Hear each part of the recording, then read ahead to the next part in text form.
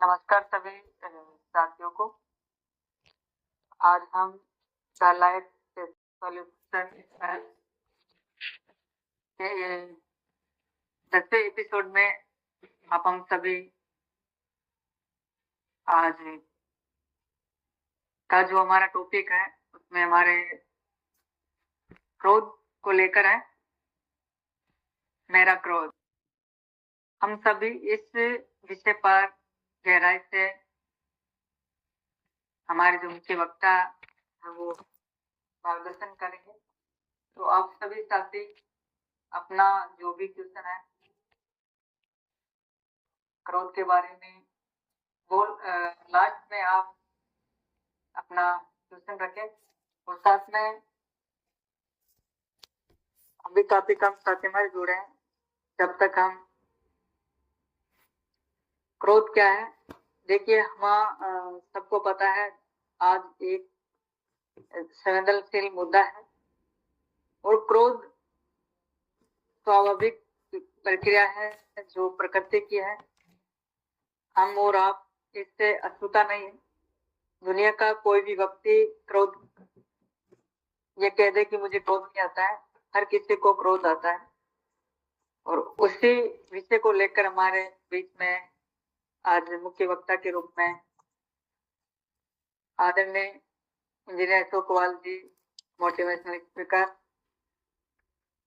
एवं life counsellor हमारे बीच में है। पूरी गहराई से क्रोध के बारे में आज चर्चा होगी। आप सभी से निवेदन रहेगा कि आप सब इस एपिसोड के लास्ट तक बने रहे और अपनी सकारात्मक ऊर्जा के साथ इस एपिसोड का आज ये 10वां एपिसोड है। और काफी पिछले एपिसोडों में हमें सीखने को मिला किस प्रकार से हम ऊर्जा के साथ सकारात्मक आगे बढ़ सकते हैं। और इसी की कड़ी में आज का जो हमारा टॉपिक है बहुत ही संवेदनशील है, जिस पर हर कोई बात करने को कतराता है। तो आप सभी का इस एपिसोड में बहुत बहुत स्वागत है, हार्दिक अभिनंदन है। मैं इसके मुख्य वक्ता के रूप में हमारे बीच में आदरणीय इंजीनियर अशोक कुवाल जी, मोटिवेशनल स्पीकर है। इन्हीं का ये एपिसोड है आओ खुद को जाने। उसी सीरीज में आज हमारा जो टॉपिक है मेरा क्रोध, विस्तार से अपनी बात रखेंगे मिस्टर अशोक जी। जी दिनेश जी, बहुत बहुत धन्यवाद आपका। और आज के हमारे इस 10वें एपिसोड में बहुत ही शानदार तरीके से दिनेश जी एंकरिंग कर रहे थे और थोड़ा सा नेटवर्क इशू रहा, खैर कोई बात नहीं, दिनेश जी के दर्शन लाभ भी हो पा रहे हैं। और द लाइफ सॉल्यूशंस स्पेस के माध्यम से चलाई जा रही सीरीज आओ खुद को जाने के 10वें एपिसोड में मैं इंजीनियर अशोक कुवाल आपका हार्दिक अभिनंदन और स्वागत करता हूं। अभी आप दिनेश जी को सुन रहे थे। हमारे साथ में कमलेश जी जुड़े हुए हैं, ओम प्रकाश जी जुड़े हैं, शालिनी जी जुड़ी हुई है और शायद ओम प्रकाश जी किसी प्रोग्राम में हैं, तो ऐसा प्रतीत हो रहा है। और क्योंकि शादियों का माहौल चल रहा है तो सभी एंजॉय करने में बिजी हैं, तो खैर कोई बात नहीं, हमारे साथ में बहुत कम लोग जुड़े हुए हैं और धीरे धीरे कारवां हमारा ऐसा ही बड़ा होता जाएगा। साथियों, आज का जो टॉपिक रखा है वो रखा है मेरा क्रोध। गुस्सा, रोष या नाराजगी या उत्तेजना, हम कुछ भी कह सकते हैं। और क्योंकि गुस्सा सबको आता है, तो मेरी आपसे, क्योंकि यह है जो पैनल है ये भाषणबाजी का पैनल नहीं है। यदि गुस्सा के संबंध में आप कुछ जानना चाहते हैं, आपके कुछ सवाल हैं, तो मुझे ये थोड़ा सा आसान रहेगा कि मैं उन सवालों के जवाब देते हुए गुस्से की गहराई तक अपन पहुंचे कि गुस्सा क्या है, कैसे आता है, गुस्सा आए तब क्या करें और कैसे कंट्रोल करें इस गुस्से को। इस टाइप का यदि कोई किसी का सवाल है तो मुझे बड़ी खुशी होगी और उस हिसाब से अपन जवाब देते चलेंगे। तो मैं एक एक से आपसे बात करना चाहूंगा। कमलेश जी, सुन पा रहे हैं आप? जी sir, good evening. Good evening sir, good evening. हाँ जी सर, आवाज आ रही है आपकी। जी, आपको गुस्से से लेकर कोई आपका सवाल है तो आप जरूर पूछें। जी जी है, एक क्वेश्चन है मेरा भी। जी काफी देर से मैं भी सोच रहा हूँ कि आखिर क्या पूछा जाए ऐसा। जी तो मैं ये कहना चाह रहा था सर कि जैसे कि हम भाई फैमिली मेंबर्स हो या फिर ऑफिस में बैठे हैं, तो कोई टॉपिक जैसे चल रहा है, बीच में कुछ अपन पॉजिटिव लेके चल रहे हैं, सामने वाला नेगेटिव लेके चल रहा है, तो उस चीज को अपन प्रूव करने के लिए क्या है कि कई बार आपसी मतभेद होते हैं। तो उसमें क्या है कि उस जगह पे मेरे को बहुत ही ज्यादा है ना, जो ऐसे कि फील होता है कि जैसे कि सामने वाले इंसान पे मैं चिल्लाता हूँ। जी, तो इसका कोई सोल्यूशन हो? बिल्कुल बिल्कुल। बहुत अच्छा क्वेश्चन किया है और ये एक्चुअली एक कॉमन क्वेश्चन है और ये कॉमन समस्या है। हर किसी के साथ में ऐसा होता है कि बातचीत बातचीत के अंदर उनको कुछ ऐसा अपमान सा महसूस होने लग जाता है या कोई परिस्थितियों को वो एक्सेप्ट नहीं कर पाते हैं, तो फिर गुस्सा आने जी लगता जी। है और गुस्से के अंदर फिर वो उनकी आवाज बढ़ जाती है। हाँ, तो फिर ये होता है कि अपनी बात क्यों नहीं रखी जा रही है। जी जी, बिल्कुल बिल्कुल। कमलेश जी, एक्चुअली देखो, इन सब चीजों से पहले हमको ये समझना चाहिए कि आखिर गुस्सा क्या है। जी तो गुस्सा एक स्वाभाविक मानवीय भावना है। यह जब उत्पन्न होती है जब कोई व्यक्ति किसी दूसरे व्यक्ति की, परिस्थिति की या किसी घटना से नाराज होता है। यह ऐसी भावना है जब कोई अन्याय या अपमान या हम किसी परिस्थिति को एक्सेप्ट नहीं कर पाते हैं, तब हमें गुस्सा आने लगता है। तब क्योंकि हमारी जो परिस्थिति है ये इस टाइप की ऐसी होने लग जाती है कि यार कि ये व्यक्ति मेरी बात को समझ क्यों नहीं पा रहा है, मैं कहना क्या चाह रहा हूं और ये समझ नहीं पा रहा है, या मुझे बोलने क्यों नहीं दिया जा रहा है, यही लोग क्यों हावी हो रहे हैं। तो उस टाइम पर हमें गुस्सा आने लग जाता है। तो उससे पहले हमको एक चीज जरूर समझनी चाहिए, क्योंकि स्टैंड केवल हमारी तरफ से ही नहीं, स्टैंड सामने वाले की तरफ से भी होता है कि हमने जो बात कह दी है, हो सकता है हम सामने वाले को समझा नहीं पा रहे हों, या हो सकता है हम सही तरीके से हमारी बात को रख नहीं पा रहे, या हम जो कहना चाह रहे हैं सामने वाला समझ नहीं पा रहा है। तो उस टाइम पर हमें कुछ गुस्सा आने लग जाता है और गुस्सा आता है तो गुस्से में सीधी सी बात है कि हमारी आवाज तेज होने लगती है, क्योंकि गुस्से के अंदर हमारी जो इंटरनल एनर्जी है वो बहुत ज्यादा डेवलप हो जाती है और उससे हमारे अंदर गुस्से से हमारी आवाज तेज होती है और हमारी आवाज के साथ साथ भाषा भी बौखलाहट हो जाती है। और क्योंकि हमारा कंट्रोल खत्म हो जाता है खुद के ऊपर से, तो धीरे धीरे धीरे धीरे ऐसा होता है कि हम हमारी भाषा को भी अमर्यादित कर बैठते हैं, हम गाली गलौज पे उतर जाते हैं। तो इन सब चीजों को कंट्रोल करने का सीधा सा एक तरीका यह है कि आप सबसे पहले उस जगह पॉज लें,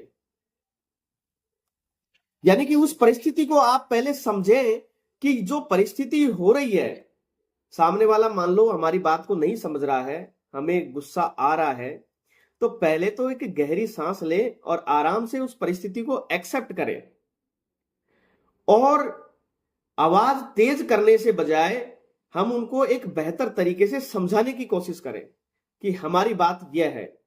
और फिर भी सामने वाला यदि नहीं समझ पा रहा है तो उस समय के लिए रुक जाए, कुछ समय के लिए रुक जाए, क्योंकि जरूरी नहीं है, क्योंकि सामने वाले की परिस्थिति भी ऐसी हो जाती है कि वो भी गुस्से में आ जाता है। तो उस परिस्थिति के अंदर पॉज लेना बहुत जरूरी हो जाता है। यदि वो भी उत्तेजित हो रहा है और इधर से हम भी उत्तेजित हो रहे हैं तो फिर मामला बिगड़ जाएगा। और अगर मामला ज्यादा बिगड़ता जा रहा है तो फिर मामला इस कदर बिगड़ जाता है कि हमारी भाषा भी अमर्यादित हो जाती है या किसी के साथ में हाथापाई भी हो जाए। तो सबसे बेस्ट तरीका यह है कि हमारी बात को रख के देखें, नहीं समझ रहा है सामने वाला और हमें गुस्सा महसूस होने लग गया कि हमें गुस्सा आ रहा है, तो उस समय के लिए पॉज ले लें। और यदि बात आपके अधिकारों की है, यदि आपको ऐसा लग रहा है कि आपके अधिकार छीने जा रहे हैं, आपकी बात को दबाया जा रहा है, तो आप उस समय थोड़ा सा अपनी बात को एक अपर एनर्जी लेकर भी आप रख सकते हैं। लेकिन उसका मतलब यह नहीं है कि आप तेज आवाज करें, क्योंकि आवाज जब तक आपकी नॉर्मल रहेगी तब तक सामने वाले के अच्छी तरह समझ में भी आएगी और सामने वाला आपकी बात को वेटेज भी देगा। तेज आवाज अक्सर लोगों को इरिटेट कर जाती है, तो इसलिए ज्यादा चिल्लाने से बेस्ट यह है कि उस समय पॉज ले ले और फिर बाद में जब रिलैक्स मोड में हो सामने वाला भी और हम भी, तो उस टाइम पर अपनी बात को रखें। और इससे सबसे बेस्ट यह है कि उन परिस्थितियों को एक्सेप्ट करके रहें, क्योंकि हमें परिस्थिति एक्सेप्ट ही नहीं हो पाती है कि इसने अगर आखिर ऐसा मेरे बारे में कह कैसे दिया, मैं ऐसा हूं ही नहीं, इसने इस बारे में कह कैसे दिया। हम क्या है, हमारे ईगो पे ले जाते हैं बात को। तो क्योंकि हर व्यक्ति की समझ उतनी विकसित नहीं रह पाती है कि हम जैसा सोच रहे हैं सामने वाला भी वैसा ही सोचे, ऐसा नहीं सोच पाते हैं। तो इसलिए सबसे पहले थोड़ा सा पोज लेकर अपने आप को उस परिस्थिति को एक्सेप्ट करवा के ये सोचे कि सामने वाला मान लो हमारी बात को नहीं समझ पा रहा है, तो मुझे ये बात अभी ना कहकर थोड़ी देर बाद में अलग तरीके से कहनी चाहिए। तो ऑटोमेटिकली आप भी शांत रहेंगे और सामने वाला भी शांत रहेगा। और फिर अपनी बात को कह के एक बचने का तरीका और है कि आप कह सकते हैं कि भाई मेरा स्टैंड यह है, मेरी तरफ से यह सही है, बाकी आप मान ले, अपने हिसाब से जो मान रहे हो वो सही है। यह कहकर भी एक बचने का तरीका है, क्योंकि बहस कभी कभार विवाद में बदल जाती है, तो छोटी छोटी बातों पर बहस करने का कोई सेंस ही नहीं है। तो इस तरीके से आप उस समय अपने आप को कंट्रोल कर सकते हैं। और कमलेश जी, मैं समझता हूं आपका जवाब शायद मिल चुका होगा, या और कुछ पूछना चाहते हैं? जी सर, बिल्कुल, थैंक यू, बहुत बहुत धन्यवाद। Thank you sir, thank you. तो हमारे साथ में प्रोफेसर साहब आदरणीय डॉक्टर राजेंद्र सिंह गुर्जर साहब जुड़े हुए हैं। मैं आज के इस वेबिनार में सर का हार्दिक अभिनंदन और स्वागत करता हूं, और हमें बहुत अच्छा लगा कि सर आज हमारे साथ में जुड़े हैं।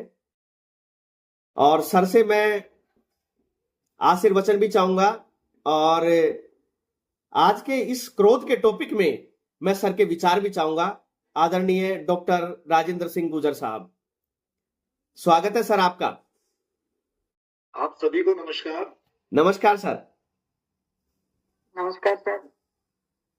इस वेबिनार में जो विषय रखा है आपने, ये विषय बहुत ही ज्वलंत और प्रासंगिक है, और इसी वेबिनार में नहीं बल्कि मैं देखता रहता हूँ आपके टॉपिक जुड़ नहीं पाता हूँ, क्योंकि समय का अभाव रहता है या कई बार सामाजिक या पारिवारिक जिम्मेदारियों में इधर उधर रहते हैं। तो आप एक अच्छी श्रृंखला आपने चला रखी है और बहुत अच्छा काम आप कर रहे हैं दौसा की भूमि पर। इसके लिए जी सर, आप बधाई के पात्र हैं, सबसे पहली बात तो यह है।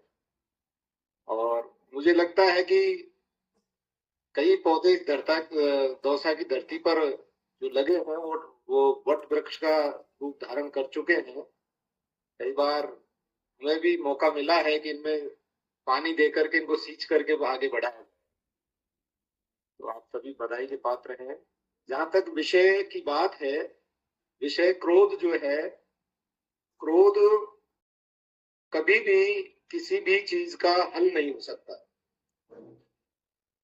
व्यक्ति को जो दैनिक जीवन यापन की जो दिनचर्या है, चाहे परिवार ले लो, परिवार के बाद आप सामाजिक स्तर पर ले लीजिए, आप कहीं भी कार्यालय में आप जहाँ कार्य कर रहे हैं उस स्तर पर ले लीजिए, आप क्रोध के आधार पर अपना नुकसान ही पहुंचाएंगे, सामने वाले का भी पहुंचाएंगे, अपनी रिलेशनशिप को भी आप खराब करेंगे।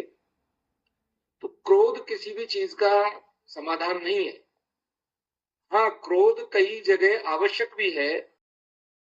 सीमा पर कोई सैनिक अगर अपनी जिम्मेदारी से राष्ट्र सेवा कर रहा है और यदि वहां पर यह आदेश मिलता है कि आपको गोली चलानी है या टेररिस्ट के खिलाफ आपको कोई आदेश मिलता, ऑर्डर मिलता है, तो वहां हम लोगों को वो जुनून हमारे दिल और दिमाग में, अपने खून में होना चाहिए, तब जाकर के हम वहां काम कर पाएंगे। क्योंकि श्री कृष्ण भगवान ने भी गीता में उपदेश दिया है कि कई बार हमें धर्म की रक्षार्थ या किसी कार्य के संपादन के लिए जो कार्य व्यक्ति विशेष के हितों का नहीं हो, बल्कि संपूर्ण सृष्टि के लिए, और मैं ये कहूं कि सृष्टि में सिर्फ केवल मात्र मानव के लिए ही नहीं, बल्कि अन्य जो जीव जंतु और पर्यावरण है उसके लिए आवश्यक है, तो वहां क्रोध की अगर आवश्यकता हो तो करना भी चाहिए। लेकिन इस चीज को समझने के लिए कि क्रोध क्या है और क्रोध की किस संदर्भ में कहां पर आवश्यकता है, व्यक्ति को अपने आप को समझना होगा, अपने आप को आत्मसात करना होगा। माइक्रो लेवल पर जाकर के आत्मसात कब कर पाएगा व्यक्ति? जो दैनिक दिनचर्या चल रही है, कि हम लोग जो सोशल मीडिया या टीवी या जो आसपास परिवेश में जो देख रहे हैं, केवल उस मात्र उसके आधार पर तो हम केवल भौतिक सुख सुविधाओं, संसाधनों की होड़ जो मची हुई है उसके पीछे दौड़ रहे हैं। अपने आप को नहीं समझ पा रहा है एक व्यक्ति। इसलिए मैं ये समझता हूँ व्यक्ति जो बहुत वेल लर्नेड है, जो अपने आप को समझ रखा है, जिस व्यक्ति ने, वो अपने आप में सीमित सा हो गया है। लोग बहुत बड़े बड़े टॉर्च लेकर के ढूंढ रहे हैं, लेकिन उनको वो लोग मिल नहीं रहे, क्योंकि व्यक्ति ने अपने आप का रूप ही ऐसा बना दिया है। जितने भी सामाजिक, प्रशासनिक, कोई भी मंच हो, कोई भी कार्यालय हो, केवल मात्र वहां पर अपनी पहुंच किस प्रकार से बने, अपना कार्य किस प्रकार से सिद्ध हो, मूल चीजों से व्यक्ति भटकता जा रहा है। क्रोध का विषय बहुत अच्छा है। क्रोध जहां आवश्यक नहीं है, नहीं करना चाहिए। इस आवश्यकता की पहचान व्यक्ति बहुत ही अध्ययन के पश्चात, मैं कहता हूं कि एक व्यक्ति को जो भारत में पैदा हो रहा है, मैं कोई धर्म विशेष की बात नहीं कर रहा, एक अध्ययन की बात कर रहा हूं, उस व्यक्ति को गांधी को पढ़ना चाहिए, उस व्यक्ति को विवेकानंद को पढ़ना चाहिए, और उस व्यक्ति को जो अपनी गीता है उसको एक धार्मिक पुस्तक के रूप में न पढ़े। आप, मैं कदापि ये सलाह नहीं देता आपको, रामायण को, गीता को आप लोग धार्मिक पुस्तक के रूप में आप पढ़ें, क्योंकि हो सकता है इससे आपके, मेरे साथ में या किसी अन्य के साथ मतभेद हो सकते हैं। मैं सिर्फ उसको एक नॉलेज के आधार पर आपको पढ़ना चाहिए, भावार्थ सहित, और एक बार नहीं अनेकों बार पढ़ना चाहिए। अपने जीवन का एक हिस्सा बना ले कि गांधी की, क्योंकि गांधी को घटित होते देखा है हमने।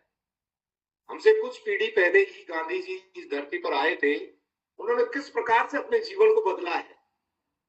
माई एक्सपेरिमेंट विद ट्रूथ, मेरे सत्य के साथ प्रयोग, गांधी की जो पुस्तक है उसका रोजाना एक नियम बना ले व्यक्ति कि मुझे एक चैप्टर पढ़ना है या 2 पेज पढ़ने हैं।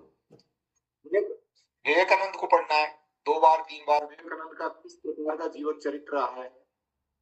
हमारे और चीजों की तरफ नहीं जाए, लेकिन 2-3-4 चीजें हैं जिनको आप पढ़ लें तो शायद मैं समझता हूं कि आप अपने आप को जानने की कोशिश करेंगे, आप सामाजिक जो परिस्थितियां हैं उनको समझने की कोशिश करेंगे, और बहुत सारी जो समस्याएं जिनको आप अपना लक्ष्य समझ रहे हो, भौतिक जो आपका जो चिंतन दिमाग में दिन प्रतिदिन चल रहा है, मैं इस पद पर पहुंचूं, इस व्यक्ति के संपर्क में आऊं, ये करूं, वो करूं, या मैं समाज में ये करूं जिससे मुझे लोग जाने, ये सब चीजें आपकी एक तरह से न्यूट्रल होती चली जाए। और आप अपने आप को जब समझ जाओगे तो शायद जो आप समाज को आवश्यकता है, देश को आवश्यकता है, उस पर आप काम करेंगे तो बहुत सारी चीजों का समाधान आपका अपने आप हो जाता है। और क्रोध भी कहीं न कहीं एक कार्य, जो क्रोध की ऊर्जा है, कहीं न कहीं एक कार्य, एक लक्ष्य, एक दिशा तय कर लेती है, और वो क्रोध स्वतः ही आदमी के दिमाग से जो है समाप्त हो जाता है। और अपनी दिनचर्या, आदमी की दिनचर्या बिल्कुल सटीक होनी चाहिए। सुबह जिस समय उठना है उठना है, और अपना आहार और विहार, आहार और विहार, चूंकि ये वेबिनार है और एक आपने बोलने का मुझे अवसर दिया है, अपने आसपास का परिवेश बहुत खराब हो चुका है, जहां आहार और विहार दोनों आदमी के खराब हो गए। तो ये 100% सत्य है। मैंने मेरे जीवन पर भी देखा है इस चीज को अप्लाई करके, कि जो व्यक्ति जैसा अन्न खाएगा वैसा उसका मन होगा, जैसी आपकी आहार होगा वैसी आपकी दोस्ती होगी, जैसी दोस्ती होगी वैसा ही आप विहार करोगे। एक व्यक्ति मान लीजिए कि मेरी संगत में आ गया तो मैं ये कहूंगा यार आज कौन सी पुस्तक पढ़ी है, आप उनको ये करना चाहिए। एक व्यक्ति कोई ड्रिंक करने वाले के संपर्क में आ गया तो आज कौन सी बढ़िया ब्रांड की पीनी है, अपन कल 2 पैक लगाए थे आज 4 लगाएंगे। तो ये क्या है, आहार विहार का प्रभाव पड़ता है। कई लोग इस चीज में अंबेडकर साहब को बीच में लाते हैं। कई लोग, मैं कहता हूं अम्बेडकर साहब को आपने पढ़ाई, केवल मात्र अम्बेडकर साहब ने किस समाज में या किस परिवार में जन्म ले लिया, उस आधार पर अम्बेडकर साहब को आप नहीं समझ पाओगे, नहीं पकड़ पाओगे। अम्बेडकर साहब is very learned, very very very learned person. इसको इतनी भाषाओं का ज्ञान था, इतने उन्होंने जो है कि लिटरेचर को पढ़ा है, इतने कॉन्स्टिट्यूशंस को पढ़ा है, उन्होंने अपने जीवन में कई चीजों का एक्सपेरिमेंट करके देखा है। इसलिए बहुत सारी चीजें हैं, हमको पढ़नी चाहिए, समझना चाहिए, जीवन में अपने एक्सपेरिमेंट करने चाहिए। और अच्छे लोगों की परिभाषा ना उम्र से होती है, ना जाति से होती है, ना किसी पद से होती है। जो व्यक्ति कला का धनी है, जो एक्सपेरिमेंट कर रहा है, उस एक्सपेरिमेंट के आधार पर कितनी मेहनत कर रहा है, सुबह टाइम से उठना, टाइम से अपना कुछ आप योगा प्राणायाम जो करते हो आपकी दिनचर्या के स्वस्थ शरीर के लिए जरूरी है, फिर आपका स्वाध्याय, और फिर उसके बाद में दैनिक दिनचर्या और परिवार में आपके पारिवारिक लोगों से, अपने पत्नी बच्चे, अपने भाई बहन, जिनसे अपने कितने बढ़िया रिलेशन है, वो सब चीजें ये परिलक्षित करती हैं कि आप क्रोध पर नियंत्रण करके अपने परिवार को कितना आगे बढ़ा रहे हो, अपने आप को कितना आगे बढ़ा रहे हो, समाज में लोग आपके संपर्क में हैं उनको आप कितना अच्छा ज्ञान दे पा रहे हो। और कई बार पीड़ाएं आती हैं, मेरे साथ भी आती है, आई।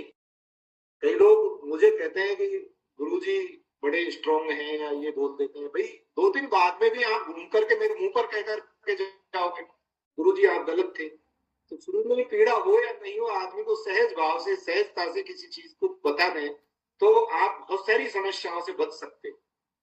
आपने शुरू में किसी व्यक्ति को कह दिया कि भाई मेरे से ये काम नहीं हो सकता, या मेरे लायक नहीं है, या मैं, शुरू में उस आदमी को झांसे में नहीं रखोगे, वो व्यक्ति पीछे पीछे नहीं घूमे। और आपने थोड़े लालच में कि मेरी डिग्निटी बढ़े, मेरे पीछे पीछे घूमे, या कुछ पैसे की लेन देन कर दी, बहुत सारे सो मेनी फैक्टर्स है। तो वो जीवन में आदमी को बचना चाहिए, और ये अनुभव के साथ आती है सारी चीजें, और पढ़ने के साथ आदमी को स्वाध्याय जरूर करना चाहिए, और अच्छी संगति रहे, अच्छा आहार विहार रहे। आपने मुझे मौका दिया बोलने के लिए, आपको बहुत बहुत धन्यवाद। Thank you. बहुत बहुत धन्यवाद आदरणीय, आपने बहुत अच्छी बात बताई है। और अब मैं आदरणीय से निवेदन और करना चाहूंगा कि हमारे कुछ साथियों के कुछ सवाल हैं आज के इस टॉपिक को लेकर, तो आपके अनुभव के आधार पर यदि उनको उनका जवाब मिल जाए तो मैं समझता हूं कि बहुत बेहतर होगा। तो हमारे साथ आज के एक्सपर्ट नॉट स्पीकर तो आप हैं, कोशिश करना मेरे जो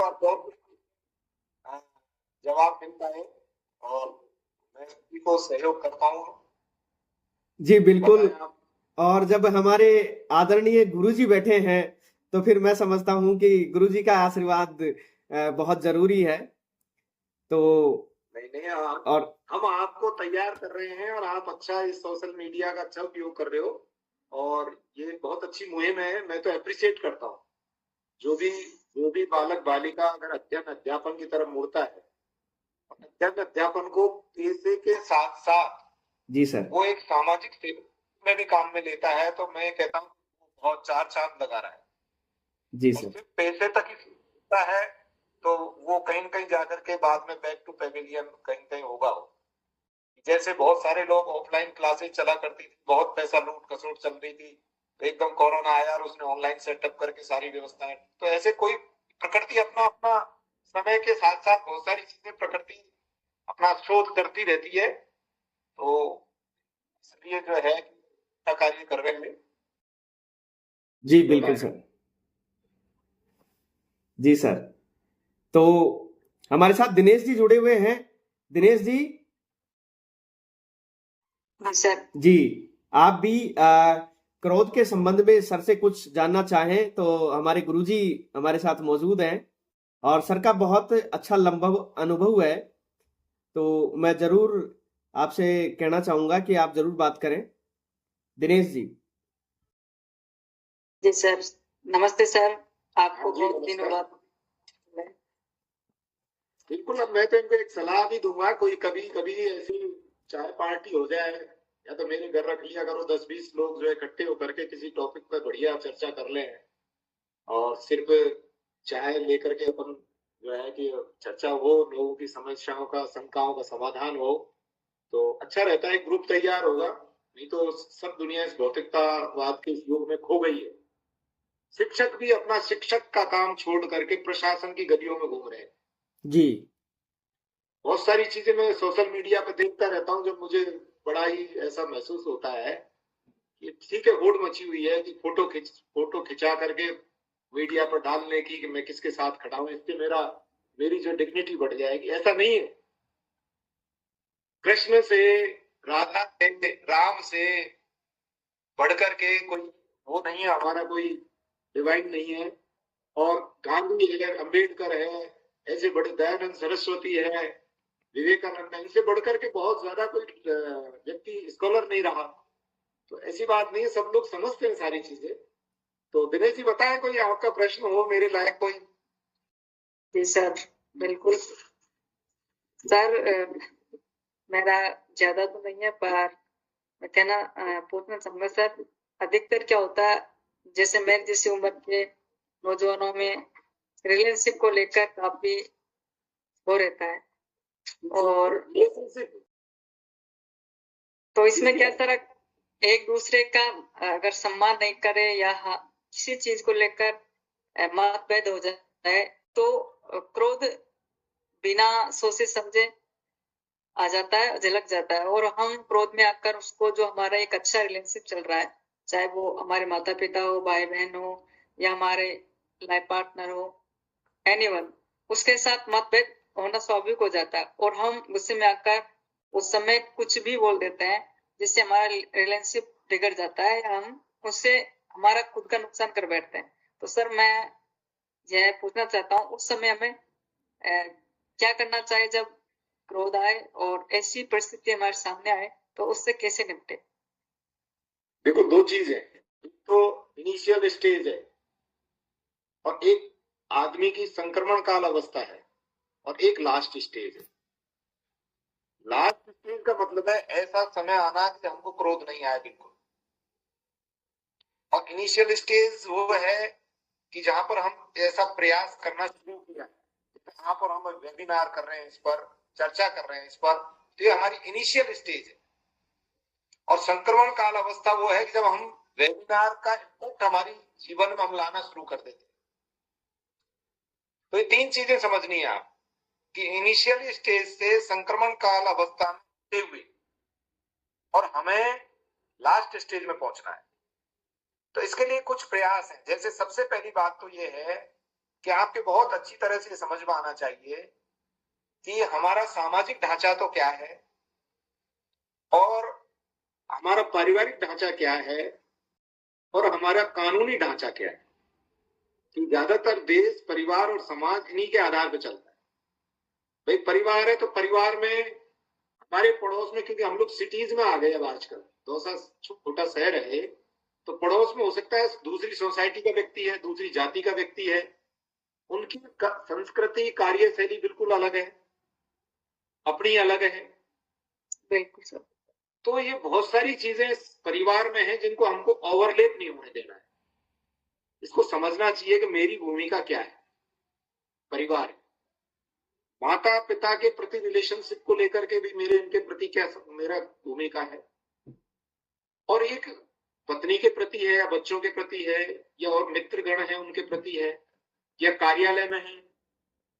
तो थोड़ा सा अपन को एक चीज ये भूमिका में, अपनी भूमिका में अपन को 100% कोशिश ये करनी चाहिए कि अपन पूरी सावधानी पूर्वक उस भूमिका में अपन अपनी तरफ से 100% दें ईमानदारी के साथ। क्योंकि उस समय हो सकता है कि आपको लग सकता है कि अपन 100% दे रहे हैं लेकिन दूसरा व्यक्ति तो 50% भी नहीं दे रहा, और ये सारा काम मेरे से करवा रहे हैं, या घर वाले दूसरे भाई को नहीं बता रहा, मुझे ही ये सारा काम बता रहे हैं, या दूसरा भाई। ये तय है जो व्यक्ति कार्य करता है। बहुत सारे लोग आईए बने, बहुत सारे लोग अभी अशोक जी क्या नाम मेरे पास में भी आए थे, जॉब लगी थी तब, तो अब इनका एक अलग चरित्र है। ये वो खाने पीने वाले चलते फिरते दो पैर के जीव नहीं रहे, ये प्रयास कर रहे, ये मेहनत कर रहे हैं। तो इस तरह से अपन को उनको फॉलो नहीं करना, अपन को फॉलो उनको करना है जो व्यक्ति आगे बढ़े, मेहनत किए। तो रिलेशनशिप में पहली बात तो यह है कि उस परिवार में या ऑफिस में या समाज में हमारी भूमिका क्या है और हम उसमें कहाँ गलती कर रहे हैं। यदि हम गलती नहीं कर रहे और सामने वाला गलती कर रहा है, तो सामने वाले जो गलती कर रहा है उसको समझाने की कोशिश की। अगर वो एग्रेसिव है तो वहां गैप दे दीजिए, आप छोड़ दीजिए उसको। उस समय आपको उससे दूर हो जाना चाहिए, आपको वहां से पिट कर जाना चाहिए। ये नहीं सोचे कि यार मैं चला जाऊंगा तो जवाब ही नहीं लगेगा, ये कहेंगे मैदान छोड़, रण छोड़। भगवान ने भी रण छोड़ा था, आपको ध्यान हो, रण छोड़ नाम पड़ा था ईश्वर का भी। तो वहां उस समय चले जाइए। अगर एक दिन में, 2 दिन में, घंटे में, 2 घंटे में कैसी परिस्थिति है जब अपना आदमी नॉर्मल होता है तो अपनी बात को अपन को कहनी चाहिए। कई बार ये लगता है कि वो सामने वाला ही महसूस कर लेगा और वो अपने से खुद बात करेगा। कई बार ऐसा लगता है कि 2 दिन 3 दिन बाद में वो कहीं गिल्टी महसूस कर रहा है। तो ये रिलेशनशिप की बात है। अपन उस बात में अगर अपन वाद प्रतिवाद संवाद की स्थिति पैदा करेंगे तो फिर वो चीज आगे बढ़ती है, नकारात्मक दिशा में भी ही बढ़ती है ज्यादातर। क्योंकि संवाद के लिए आपके बीच में आप पक्ष और विपक्ष दोनों होंगे, तीसरा व्यक्ति कोई होगा नहीं। तो वो पक्ष तो कह रहा है मैं सही हूँ, विपक्ष कह रहा है मैं सही हूँ, और वो अल्टीमेटली कहीं ना कहीं क्रोध का रूप, ये जो आजकल जो जितनी भी हत्याएं, चाहे मेड़बंदी पर हत्या हो रही हो या पति पत्नी का सिर काट करके इधर कर देता है या कहीं पर भाई भाई में लड़ाई हो रही है। अभी एक बात सुनी कि भाई पिता को ही मार दिया उसने, माँ को ही मार दिया। तो ये सब चीजें जो हो रही है ये क्रोध बस हो रही है। आदमी अपने आप को जो है कि आइडेंटिफाई नहीं कर रहा है और अपने आप में मेहनत नहीं कर रहा, अपने आप पर काम नहीं कर रहा। तो पहली चीज है समस्या को समझो, समाज में आपका क्या रोल है, परिवार में क्या रोल है, उस रोल में ऑफिस में कार्यालय में आपका क्या रोल है। तो आप जो है उस रोल के अकॉर्डिंग आप 100% ईमानदार बनने की कोशिश करो। और वास्तव में आप ये अपेक्षा मत करो सामने वाला मुझे रेस्पॉन्स दे, अधिकारी रेस्पॉन्स दे। एक स्थिति ये हो जाएगी कार्यालय आपके बिना नहीं चलेगा, एक स्थिति ये हो जाएगी परिवार आपके बिना नहीं चलेगा। एक टाइम ऐसा आ जाएगा, इसलिए आप धैर्य पूर्वक उस चीज पर थोड़ा सा काम करते चले। तो एक बात तो ये थी मेरी। दूसरी बात ये थी कि अपन को हमारे अपने साथ में भी वर्क करना चाहिए। मैं ये मानता हूँ कि आदमी कभी पूर्ण नहीं होता, मेरे में बहुत सारी कमियां हैं। तो आपको ये देखना चाहिए कि मैं क्रोध कर रहा हूँ तो क्रोध को कैसे रोकूं। बात तो कहती बहुत अच्छी लगी है वेबिनार में, मैं आपको समस्या का समाधान बता रहा हूँ, आप सुन रहे हैं। हो सकता है मैं भी गुस्सा करने वाला व्यक्ति हूँ, लेकिन इसका समाधान कैसे करें। तो समाधान का एक तरीका तो है कि आप रात्रि को 10 मिनट, 15 मिनट, 5 मिनट जितना भी समय दे सकते हो, एक कोई भी व्यक्ति, महान कोई भी व्यक्ति जिससे आप बायस्ड नहीं हो, कोई भी व्यक्ति उठा लो, आप गांधी को उठा लो या विवेकानंद को उठा लो, उसका जरूर 2 पेज 3 पेज उसकी पुस्तक के पढ़ो। आज पढ़ लिए कल फिर पढ़ लें, अपने बिस्तर के सिरहाने पर उसको रखो और 2 पेज पढ़ के सो एक बार। दूसरी बात, दिनचर्या आप सुबह टाइम से उठेंगे, वॉकिंग करेंगे, थोड़ा पसीना बॉडी का निकलेगा, फिर थोड़ा प्राणायाम करोगे, अनुलोम विलोम करोगे, तो अपने आप आपका ब्रेन शांत हो। एक्सरसाइज आप हल्की फुल्की करेंगे तो आपकी बॉडी की जो इंद्रियां हैं, जो इधर उधर भटकाव की तरफ हैं, वो इंद्रियां बैलेंस में आएंगी। तो अपने आप के साथ में आदमी को काम करना चाहिए और फिर अपने आप को बिजी रखो। बिजी रखोगे तो गुस्से की कोई कहीं गुंजाइश नहीं रहेगी। तो ये कुछ चीजें हैं, छोटी छोटी चीजें हैं जिनको आदमी को करना चाहिए।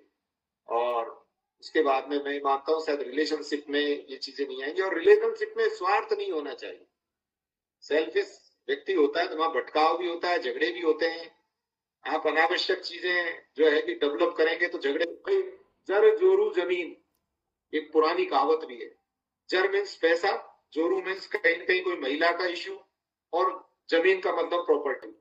इन तीनों चीजों को लेकर के ज्यादातर झगड़े मित्रों में, भाइयों में, परिवारों में, राजा महाराजाओं में, इनमें, चाइना में और इंडिया में हो रहा है, या पाकिस्तान में कश्मीर को लेके हो रहा है, चाइना पाकिस्तान हिंदुस्तान के बीच में, या अभी ट्रंप ने देखो यूक्रेन की आज ही नई लेटेस्ट हुए है कि ट्रंप को यूक्रेन को जो है कि बहुत सारी चीजें नेगेटिव वे में ले रहा था, और अब वो खनिज संपदा पे लेकर के उनका वो हो गया, तो ट्रंप बदल ही गया पूरी तरह से।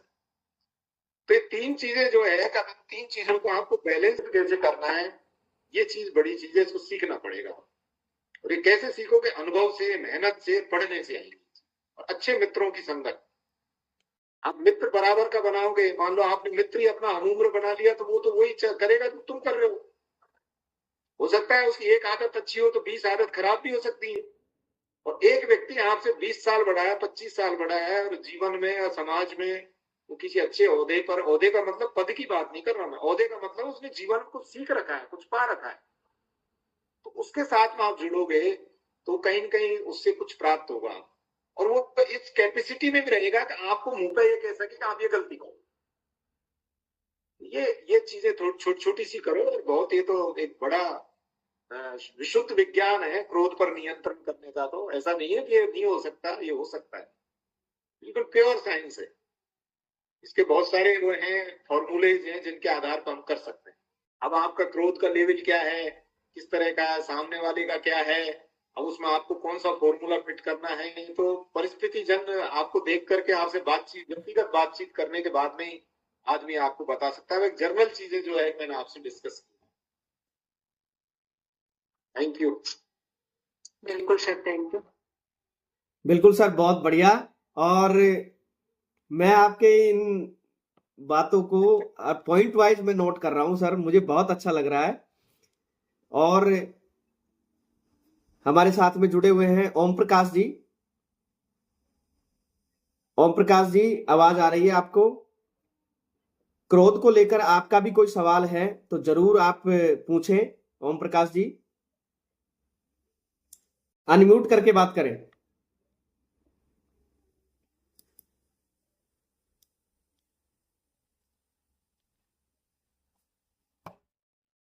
शायद आवाज नहीं पहुंच पा रही है। हमारे साथ शीला जी जुड़ी हुई हैं। शीला जी, आवाज आ रही है आपको? क्रोध को लेकर आपका कोई सवाल हो तो जरूर आप पूछें।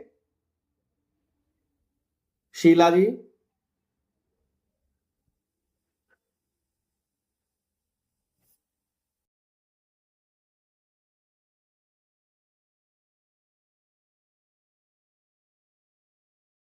मेरा कोई सवाल नहीं है। जी, थैंक यू। हमारे साथ कमलेश जी जुड़े हुए हैं। जी सर। एक्चुअल में क्या है कि हम लोग अभी थोड़ा सा अभी कोई रील्स देखने का काम हो तो घंटों देखते ही चले जाते हैं। अभी वेबिनार है, किताबों को पढ़ने का काम है। ये गूगल ने व्यक्ति को इन चीजों से थोड़ा सा मोह भंग सा हो गया। गूगल आया तब से, फेसबुक है, एफडी वगैरह जो आई है, फेसबुक जो आई है, सोशल मीडिया का इंस्टाग्राम है, तो व्यक्ति उनमें ज्यादा उलझ गया है, रील्स बनाने में ज्यादा उलझ रहा है, रील्स देखने में ज्यादा उलझ रहा है, गूगल पर सर्च करने में उलझ रहा है। जबकि ये तय है कि गूगल, आप कोई चीज पूछोगे तत्काल उसका जवाब तो दे देगा, लेकिन उसका रेफरेंस कहाँ से आया, कैसे आया, इनिशियली स्टेज से लेके लास्ट तक वो नहीं बता पाएगा। इसलिए आप ऑफलाइन बुक कोई भी लेके आते हैं तो उस बुक में इनिशियल स्टेज से लेके लास्ट तक की चीजें आपको पढ़ने को, समझने को मिलेगी। बुक को तो अपनी आदत में डालना चाहिए, चाहे सोशल मीडिया और ये कितना ही आगे बढ़ गया हो। तो फिर भी मैं तो ये कहता हूँ, मैं दोसा ही कहता हूँ, जिसको भी कोई अपनी व्यक्तिगत समस्या, किसी के कैरियर से संबंधित पारिवारिक समस्या, उन पर कोई चर्चा करनी हो तो बिल्कुल मेरे नंबर भी हैं सुख जी के पास में, आप नंबर लेके चर्चा कर सकते हो।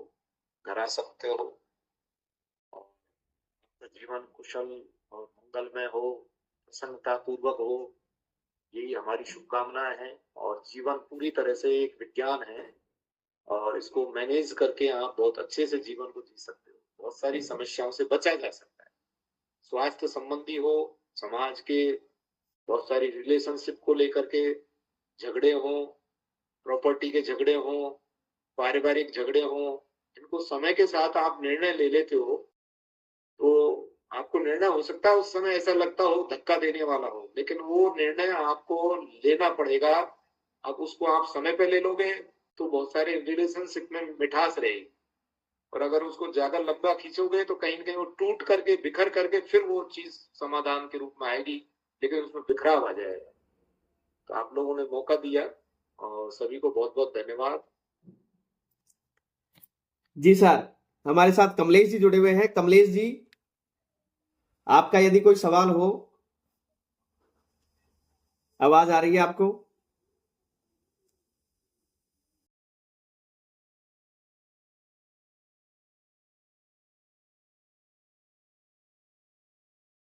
जी सर, खैर कोई बात नहीं, शायद कहीं म्यूट करके और सभी साथी कहीं एंजॉय कर रहे होंगे। सर, मेरे से एक मेरे मित्र ने कहा कि जब मैं गुस्सा होता हूं तो बहुत जल्द मेरे मुंह से गालियां निकलती है, और क्योंकि इसके अलावा मैं कुछ सोच ही नहीं पाता हूं और फिर कंट्रोल नहीं होता है। तो ये गालियां निकलने का क्या सीन रहता है, मैं भी जानना चाहूंगा आपसे। हालांकि मैंने उनको उस टाइम पर जवाब दिया, तो मैं आपसे भी जानना चाहूंगा कि ये क्या सीन रहता है सर।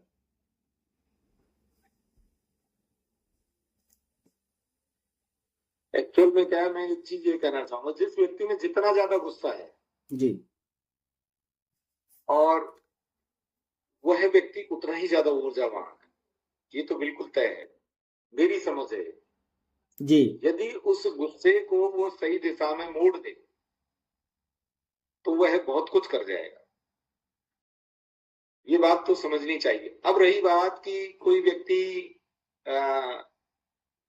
गाली बकता है गुस्से में, एक्चुअल में जिसका नाम ही गुस्सा है, तो गुस्सा करने वाला व्यक्ति जो उसकी पूरी की पूरी थ्योरी है गुस्से की, वो आदमी से वो करवाता है जो उसको नहीं करना चाहिए।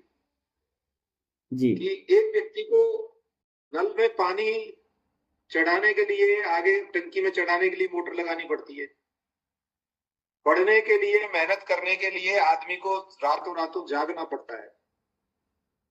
तो इसी तरह से गुस्सा एक नकारात्मक घटना है व्यक्ति की, तो वो नकारात्मक चीजों को ही ले जाती है। अब रही बात की गाली बकना, जैसे अभी कोई फौज का व्यक्ति है, गुस्से में इंग्लिश में बात करे और इंग्लिश में ब्लडी फूल पता नहीं क्या क्या चीजें वो बोलता जाता है। अब जो व्यक्ति जिस परिवेश में रहता है, जहां पे रहता है, तो वहां बोलचाल में आम वो देखता है, आम बात है कि वहां पर गुस्से में आसपास के परिवेश में लोग गुस्सा कर रहे हैं, लड़ाई कर रहे हैं, झगड़ा कर रहे हैं और गाली बक रहे हैं, तो उसके दिमाग में, दिल में, उसकी एक्टिविटीज में वो चीज फिट हो जाती है कि गुस्से का मतलब गाली बकना है, तब चीज ठीक होगी। तो इसलिए कई लोग जो है, महिलाएं बहुत सारी ऐसी होती हैं, इमोशनल होती हैं, कहीं किसी ने कुछ कह दिया तो रोने लग जाएगी, तो इमोशंस के साथ में उसको लगता है कि मेरे रोने से बॉडी अपने आप को एडजस्ट करती है। जैसे घड़े में पानी भर दिया तो एक मात्रा से ज्यादा भरने को उबलता है, तो वो बाहर निकलता है। जी, इसी तरह से हर व्यक्ति के व्यक्तित्व के, बॉडी के अपने अपने रूप हैं। कोई गुस्से में अपने दांत बीच करके रह जाता है, कोई गुस्से में वहां से खड़ा होकर चल देता है, कोई गुस्से में हाथापाई करने लग जाता है, कोई गुस्से में गाली बकने लग जाता है। और बुद्धिमान व्यक्ति वो होता है जो गुस्से के अनुरूप अपना देख करके लाभ नुकसान, नफा नुकसान देख करके और चुप रहता है या मौके के हिसाब से काम करता है, वो होता है बुद्धिमान। तो आदमी को जीवन जीने के लिए कई जगह एक साम्य रखना पड़ता है गुस्से की भी आवश्यकता होती है, कई जगह गुस्से की नहीं होती है, लेकिन आदमी को आपा नहीं होना चाहिए। गाली गलौज ये चीजें सभ्य समाज के प्रतीक नहीं है। इसलिए गुस्सा, मेरी डिक्शनरी के अनुसार तो गुस्सा ठीक नहीं है, लेकिन जहां आवश्यकता हो सटीक बात अपनी रखने की, सही बात रखने की रखनी चाहिए। आपका व्यक्तित्व तो किसी की नकल नहीं है कि कोई व्यक्ति किसी व्यक्ति की बहुत ज्यादा चापलूसी करता है तो साहब वो बहुत आगे बढ़ गया तो मैं भी ऐसा ही करूं तो आगे बढ़ जाऊं। जी कोई व्यक्ति बहुत गुस्से से जो है कि देखो कितना बड़ा ओहदा प्राप्त कर लिया इसलिए मैं भी गुस्सा करूं, उसने गुस्से से अपना काम करवा लिया। नहीं, आप अपनी बॉडी के साथ में अपने आप को जानोगे तो अपने आप आपके फीलिंग्स अपने आप बताएंगी मुझे ये करना चाहिए। अपने आप को आदमी जज कर लेता है, उसी ट्रैक पे वो चलता है। वो जी या जी बहुत सारे तो विराट के बहुत सारे कवि सम्मेलन हो रहे हैं, कहीं कवियों के ग्रुप बन गए, कहीं किसके बन गए, कहीं किसके बन गए, कहीं क्या बन गया, कहीं शारीरिक शिक्षकों का है, कहीं कौन से शिक्षकों का है, कहीं शैक्षणिक आरपीएससी फोरम, पता नहीं क्या क्या बन गए।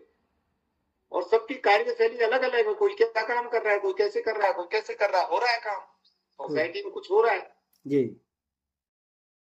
तो इसलिए गाली बकना, ये करना, ये सब चीज उसके परिवेश को का द्योतक है कि वो परिवेश में जहां उसने सीखा है तो गाली बकेगा। कोई भी जीव जंतु है तो वो अपनी प्रतिक्रिया, क्रिया की प्रतिक्रिया है, और प्रतिक्रिया किस रूप में दे ये उसके परिवेश से चीजें सीख। जी जो मेरे समझ में आया वो मैंने उत्तर आपको शेयर किया है। बिल्कुल सर, बिल्कुल। हमारे साथ में चैनाराम जी जुड़े हुए हैं। चैनाराम जी, आवाज आ रही है आपको? और आज के इस क्रोध के टॉपिक में आपका कोई सवाल हो तो जरूर पूछें। हमारे साथ प्रोफेसर साहब हैं। चैनाराम जी, गुस्से को लेकर कोई सवाल है तो आप जरूर पूछें, अनम्यूट करके बात करें। शायद कोई टेक्निकल इश्यू आ रहा है, बोलना चाह रहे हैं लेकिन आवाज नहीं आ पा रही है। अरे अशोक जी, जी सर। होली के उपलक्ष्य में एक होली मिलन समारोह रखो जी छोटा सा, एक सिंपल। जी बिल्कुल। और उसमें आपके इसको जो है कि ये जो ऑनलाइन आप वेबिनार कर रहे हो, जी तो ये बहुत अच्छे मुद्दे हैं, बहुत अच्छे सब्जेक्ट्स हैं जिन पर चर्चा की महती आवश्यकता है। उनको लेकर के अब तक जितनी वेबिनार आपने किए उनको लेकर के एक बढ़िया 150 लोग, 20 लोग, 30 लोग जितने भी इकट्ठे होते हैं ना, जो भी समय दे रहे जी आज की भागों में समय किसी के पास नहीं है, समय सबके पास है। जी सब लोग एक दूसरे के पीछे भाग रहे हैं। जो एक भेड़ बकरियों का जो एक वो ग्रुप चलता है ना, जी ऐसे लोग भाग रहे हैं। तो समय सबके पास है, सबके पास नहीं है, लेकिन आप जिंदगी को किस दिशा में ले जाना चाहते हो, ऐसे लोग हैं। तो देखो आते हैं 10, 20, 50 लोग तो फिर अच्छी एक खुली चर्चा हो जाएगी। किसी नेहरू गार्डन में किसी में रख लो, जी बढ़िया, कहीं पर भी रख लो, किसी गार्डन नेहरू में जो सेंटर पॉइंट पर जहां पर लोग आए, 1 घंटे का एक बढ़िया सा प्रोग्राम रखो, होली मिलन समारोह, जी सुबह शाम दिन में। तो उस पर चर्चा भी हो जाएगी, होली की धमाल भी हो जाएगी, बढ़िया। बिल्कुल और सर। आयोजन चलते रहे। ये है, कोई पैसे का खर्चा नहीं, कुछ भी नहीं करना है, बस आना है किसी को, अपने सह शरीर आना है। बिल्कुल बिल्कुल तो सर। अपने शरीर के विज्ञान को, अपने ब्रेन के विज्ञान को जोड़ना।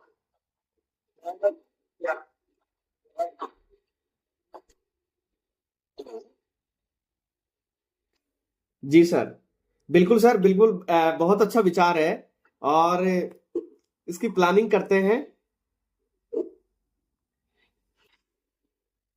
ये मेरी भी इच्छा है कि एक बार फिजिकली चर्चा हो, और फिजिकली चर्चा होती रहनी चाहिए। हमारे गुरु जी है, बहुत बढ़िया है। बिल्कुल सर, इस पे विचार करते हैं। चैनाराम जी कुछ बोलना चाह रहे हैं? आवाज आ रही है?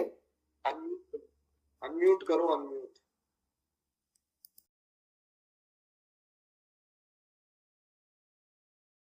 जी अनम्यूट करके बात करें चैनाराम जी।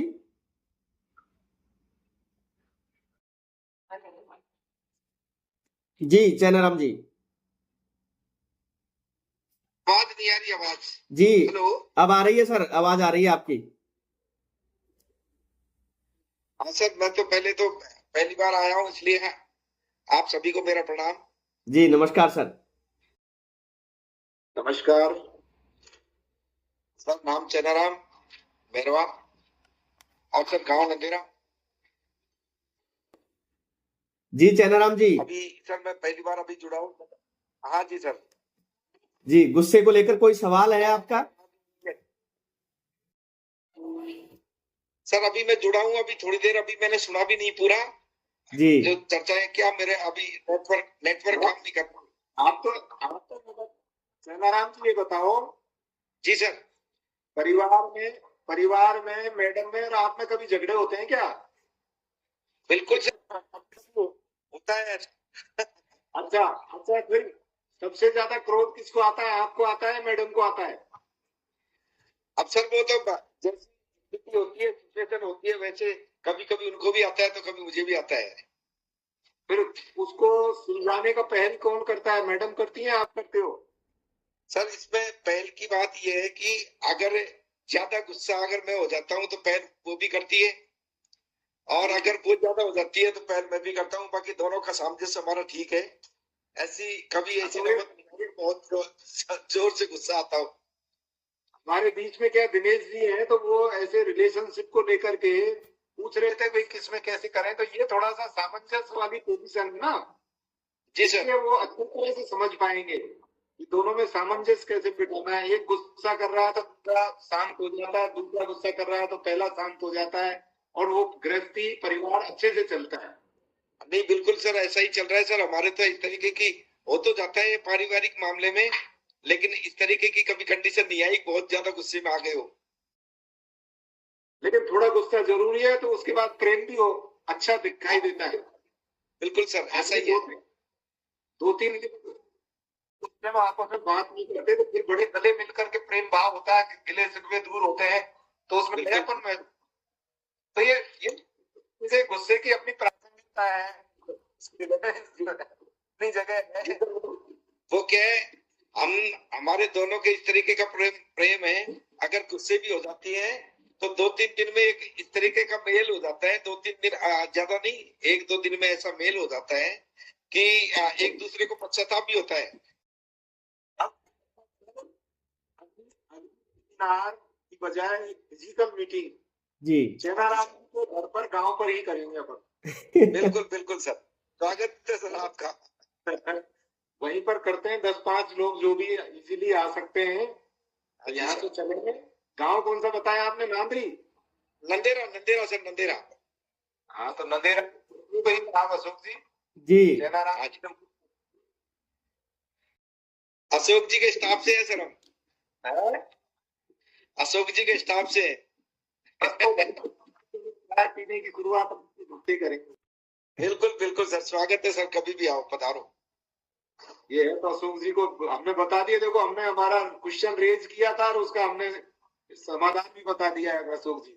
अब आगे कार्य रूप में परिणत करने का काम अशोक जी का है। जी बिल्कुल बिल्कुल सर, बिल्कुल बिल्कुल सर बिल्कुल। आप सभी जुड़े, बहुत अच्छा लगा। और द लाइफ सॉल्यूशंस स्पेस के माध्यम से ये एक छोटा सा इनिशिएटिव, आओ खुद को जाने के 10वें एपिसोड में आज हमने क्रोध को लेकर डिस्कस किया, और आदरणीय प्रोफेसर साहब के साथ हमें बहुत कुछ जानने को सीखने को मिला। आप सभी जुड़े, आपने सवाल किए, सवालों के साथ में डिस्कशन हुआ, क्रोध को बहुत गहराई से हम सबने जाना, समझा, और अंत में हम इस निष्कर्ष पर पहुंचे और ये जाने कि सबसे पहले हमें खुद को जानना जरूरी है, और खुद की जानने के साथ साथ हमें पढ़ना भी बहुत ज्यादा जरूरी है। और जब तक हम पढ़ेंगे नहीं तब तक हम उन परिस्थितियों को समझ नहीं पाएंगे कि वास्तव में ऐसी परिस्थिति में हमें इस तरीके से करना चाहिए, जिसके लिए हमारे आदरणीय प्रोफेसर साहब बता रहे थे कि महात्मा गांधी जी, स्वामी विवेकानंद जी, इनके संघर्षों को, डॉक्टर भीमराव अंबेडकर साहब, इनके संघर्षों को, इनके आदर्शों को और इन्होंने जिन परिस्थितियों को जिस तरीके से हैंडल किया, तो उनको हमको पढ़ना बहुत जरूरी है। और उसके साथ साथ में हमें भगवत गीता को पढ़ना बहुत जरूरी है, क्योंकि भगवत गीता को सर ने बहुत अच्छी बात कही है कि इसको केवल धर्म से रिलेटेड करके नहीं देखें। इसमें बहुत सारी चीजें हैं, सीखने की चीजें हैं, समझने की चीजें हैं, जो हमारी जीवन को बहुत आसान बना देती हैं। तो सर हमें बहुत अच्छा लगा, और क्योंकि सर का बहुत ही बिजी शेड्यूल रहता है, तो हमने तो सर से पहले भी निवेदन किया है कि सर आप वेबिनार में मुख्य वक्ता के रूप में आए, तो आज सर मुख्य वक्ता के रूप में ही रहे, हमें बहुत अच्छा लगा। और आगे भी सर का आशीर्वाद इस तरीके से मिलता रहे, और क्योंकि फिजिकल रूप से भी मिलने की हम बहुत जल्द प्लानिंग करते हैं। तो आप सभी हमारे साथ जुड़े हैं, आप सभी का बहुत बहुत धन्यवाद। और इसी तरीके से ये कारवां आगे बढ़ता रहे, सदा लोगों के चेहरे पे मुस्कान बनी रहे, ऊर्जावान बने रहे, यह हमारी कोशिश है। आप सभी जुड़े, आदरणीय प्रोफेसर साहब, चैनाराम जी, दिनेश जी, कमलेश जी, आप सभी जुड़े, आपका बहुत बहुत धन्यवाद। और फिर मिलते हैं अगले एपिसोड में अगले रविवार को, और बहुत जल्द फिजिकल मीटिंग का भी प्लान करते हैं। बहुत बहुत धन्यवाद, सभी को शुभ रात्रि। धन्यवाद।